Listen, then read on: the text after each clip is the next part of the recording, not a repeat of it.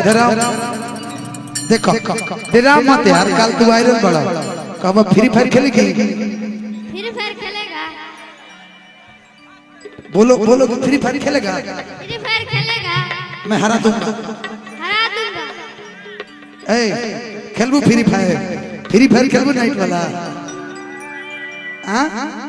इधर इधर आओ छोटा समझ के फायर समझियो क्या छोटा समझ के नालायक समझियो क्या मैं फायर है फायर कोई दम संतोष पागल ना हो संतोष पागल ना है 5 मिनट लागी बेटा 5 मिनट लागी बेटा 5 मिनट लागी बेटा कहन हूँ कह कि पुष्पाराज झुकेगा नहीं पुष्पाराज झुकेगा कही दल लेकिन झुक जाएगा तो फिर करान से भी उठेगा नहीं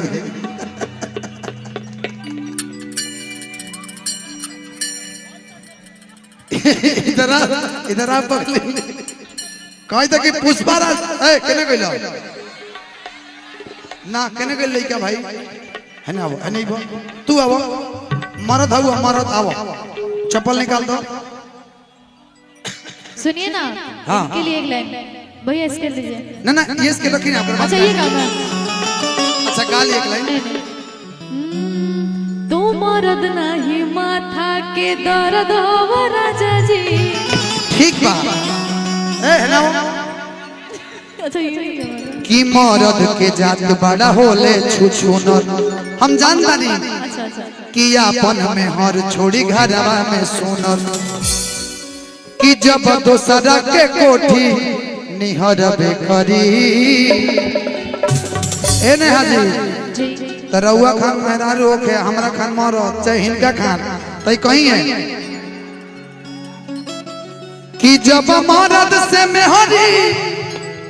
हरे लड़बे करी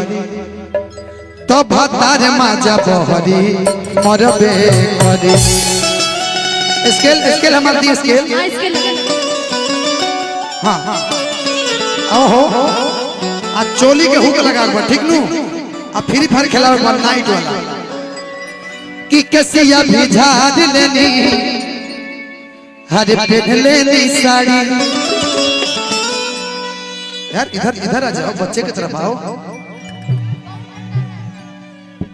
बच्चा समझ के फ्लावर समझी क्या ये लड़का फायर है फायर समझ रही हो फायर कि एगो होता ते पूछवा एगो होता ते पिछवा सचूक राजा जी इनके में कुछ कलो पाछा कलो की लगाई दी बाबा चुक लगाई दी चोलिया के हुक राजा जी लगाई दी चोलिया के हुक राजा रुको तार मुंह तो निकल गया बाहर ने अब मर्द तार तो मुंह तो बिली मेरे ला तो तू निकल के मार हाँ ठीक 1 नंबर भाई 1 नंबर कौनारा मशीन में तार बाल कटाइल बा हाँ मक्सो हाँ ठीक बा ए ने हाजी है नहीं भागी मत यही जबान बच्चा समझ के फ्लावर मत समझे लड़का फायर है गाना गाइए कि कसिया भी झाड़ लेनी पहन लेनी साड़ी लाली लगाई लेनी रूपवा सवारी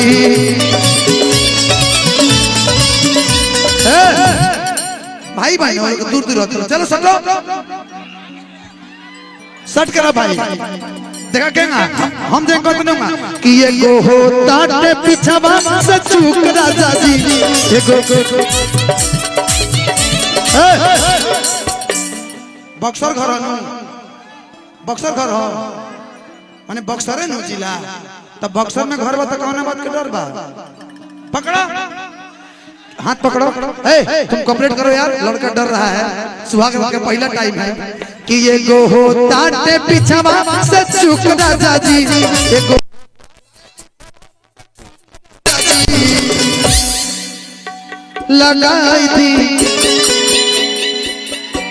लगाई दी चोलिया केहू लगाई दी चोलिया केहू राजा जी चोली के नीचे क्या है चोली के नीचे चोली में दिल है मेरा चुनरी में दिल है मेरा यार को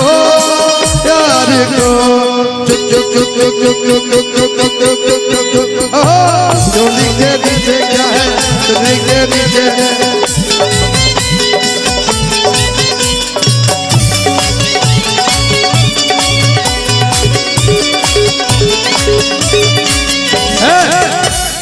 तू पकड़ो इनका डांड पकड़ता है पकड़ो पकड़ो डांड पकड़ो हाँ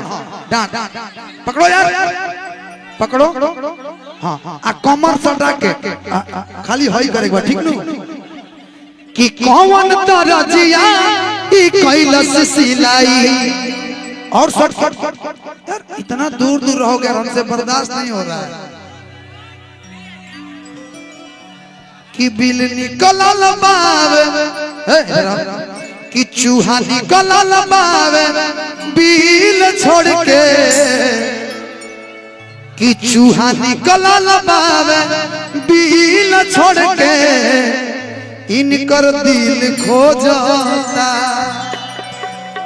कुछ देर में बिल खो जाता कि कौन तरजिया कैलस सिलाई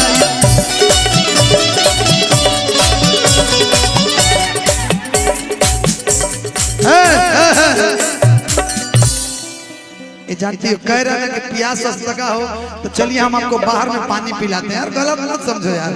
इधर आओ पकड़ो पकड़ो यार कमर ठीक है कमर कमजोर को देला कि कमर तरजिया कैलस सिलाई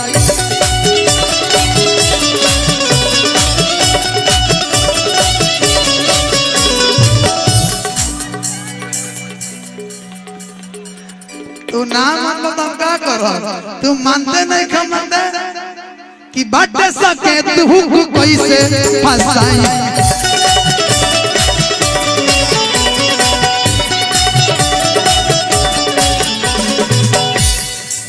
इनके तक दुनिया ना बोलो बीच में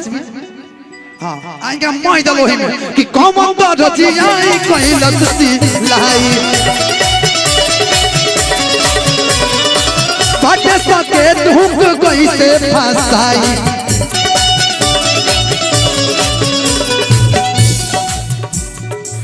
तू तो मर्दवा के साथ खत्म बड़ा कि रौरा पूछी ले नहीं हमर दुख राजा जी रौरा पूछी ले नहीं हमर दुख राजा जी हरे लगाई दी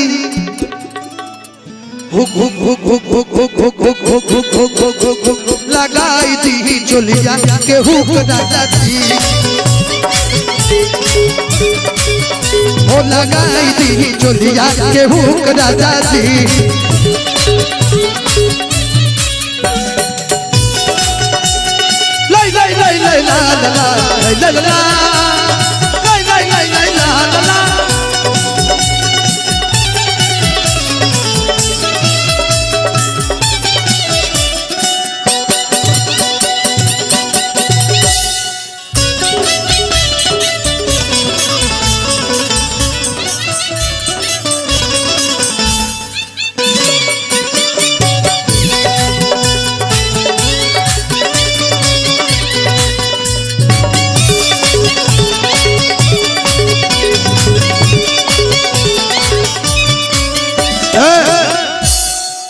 ओकरा के तो फ्लावर पूछ ओकरा के तो फ्लावर पूछ ले हां दोनों जना आवल ओकरा के तो फ्लावर समझ रही फायर बा पुष्पारा झुकेगा नहीं साला झुका देगा आज मानेगा नहीं आज पागल बना देगा जी कुछ कहता नहीं भैया अच्छा 1 मिनट के बाद कि साइज में छोटे या कर बड़े बाटे सीना मामला सलटी नहीं रौरा बिना साइज में छोटे कर बड़ बाटे सीना मामला सलटी नहीं रौरा बिना दी कुछ तो हमरा के सुख राजा जी तनो तो हमरा के सुख राजा जी हज लगाई दी खड़ा होकर राउर बारी बा कि लगाई दी चोलिया के हुक राजा जी लगाई दी चोलिया के हुक राजा जी